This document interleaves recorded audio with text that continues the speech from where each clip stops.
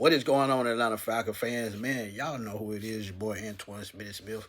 And this week, it's the Carolina Panthers, man. We're going to Charlotte, North Carolina this week, man, to face the Panthers, and I think it's going to be a key game. This could catapult our confidence. This could help with the division because this is our second division game already.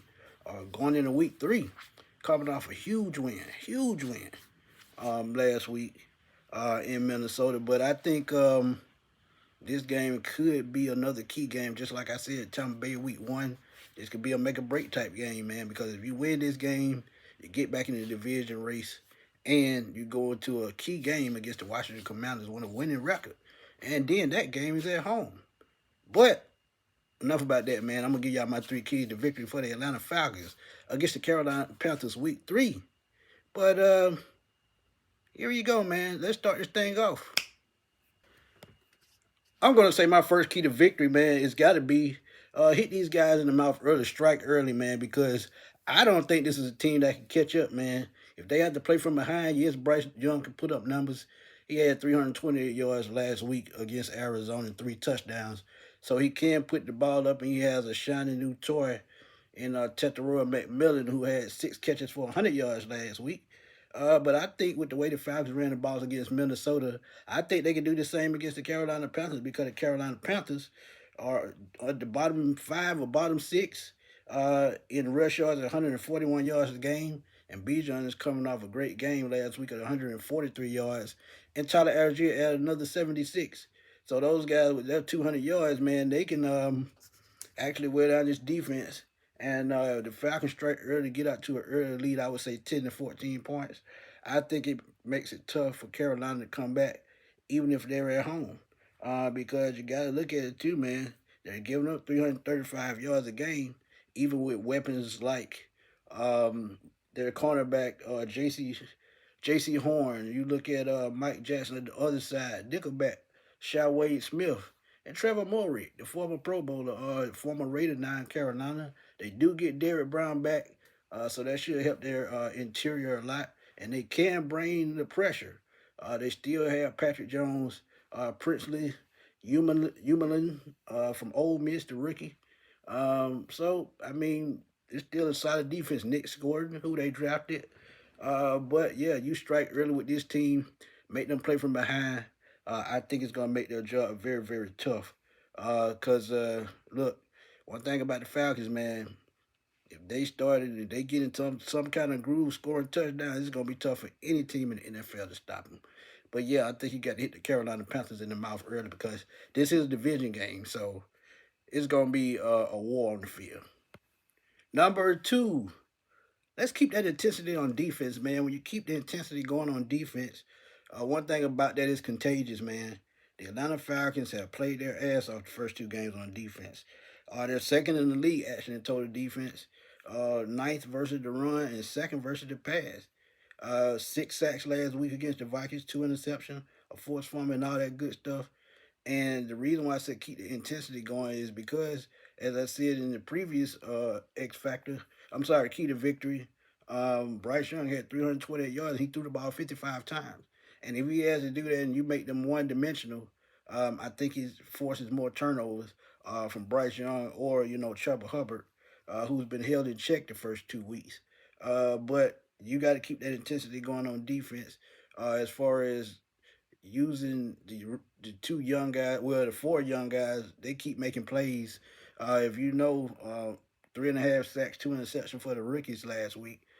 So if they keep that momentum going against Carolina, which I think they will, I would still like to see Billy Bowman get after the quarterback from the nickel position. Like I told y'all, that zone blitz, this is the perfect youth versus veteran ratio to use the zone blitz, to use that speed. And I think they can disrupt Bryce Young. Now, Chuba Hubbard has played good games against Atlanta, and so has Bryce Young. But if you keep that pressure going, um, you got to do it too because AJ Terrell suffered a hamstring injury, so you got to get home with these sacks. If you can get another 3 to 4 sack game this week, that would be great because that lets me know that you're helping out that secondary. And It's gonna be key going forward, man. But yeah, you got to keep that intensity going on defense. Try to replicate what you did last week in Minnesota, because even though they had a young quarterback, they still they still made plays during the game. But like I said, with the first one, strike early, with the defense intensity as well.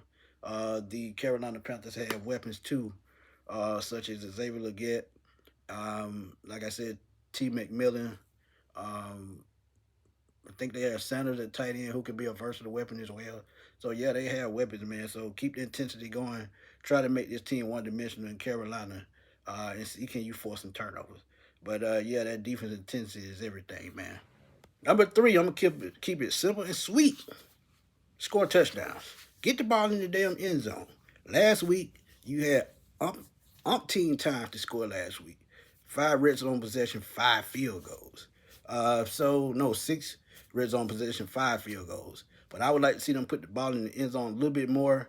And I know I've been beating a dead horse with this, but you got to get Kyle Pitts. He's been growing the first 2 games of this season.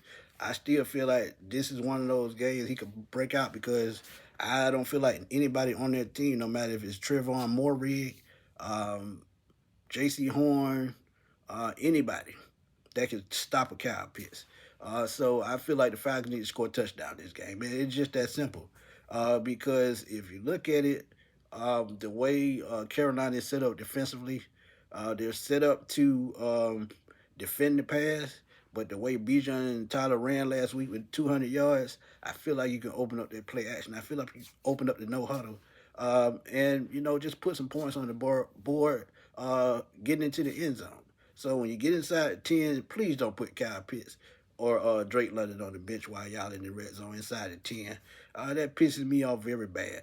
But I think scoring touchdowns pretty much goes along with what I said with the first 2 keys to victory, which was strike early, um, keep the defensive intensity going, and if you can score touchdowns, I think that's an absolute victory for the Atlanta Falcons. But y'all know what to do, man. Drop them comments in the comment box, man. Let me know what are y'all keys to victory for the Atlanta Falcons week 3 against the Carolina Panthers, and I think this is gonna be another Falcons victory, man. I really do. But y'all drop them comments, man. Let me know. Y'all know what to do. This your boy Antoine Smith signing off. I will holler at y'all soon, man. Peace.